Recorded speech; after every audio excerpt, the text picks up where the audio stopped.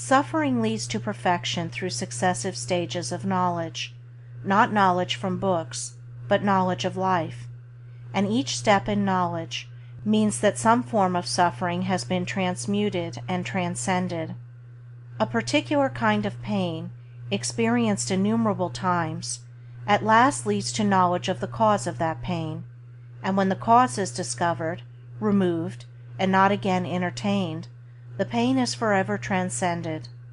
This principle is applicable both to physical pain, which is caused by disease, and to mental suffering, caused by wrong thinking.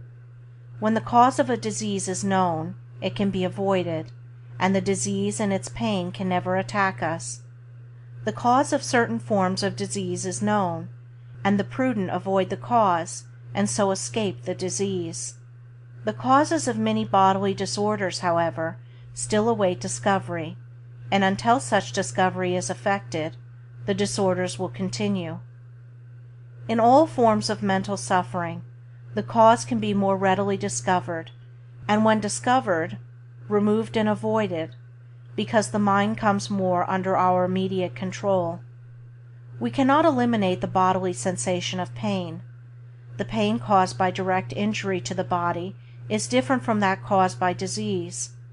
Thus a perfect man, perfect in both mind and health, would feel pain from a cut or wound, just as an imperfect man would, and it is necessary for the protection of his body that he should do so, but his bodily pain would be modified by his attitude of mind towards it. It would not cause him any mental suffering, and he would retain his happiness and peace of mind. The imperfect man would, however, become disturbed mentally, would be aroused to fear, or agitation, or anger, and would so add mental pain to physical, so that even the physical pain would appear greater. Not one of the great teachers has taught men how to overcome bodily pain or annul the bodily sensation of pain. This is highly significant in view of the fact that certain schools of thought aim at this end. This studying and striving to render one's body insensible to pain is no new thing. It was taught and practiced in the East thousands of years ago, and is known in India as Hatha Yoga, or physical yoga.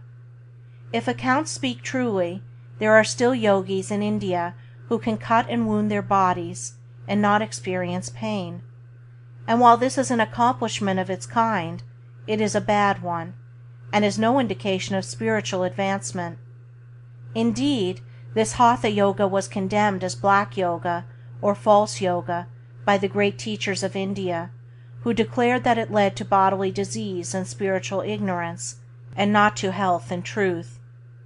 The practice taught by the spiritually enlightened was, and is, known as Raja Yoga, meaning kingly yoga.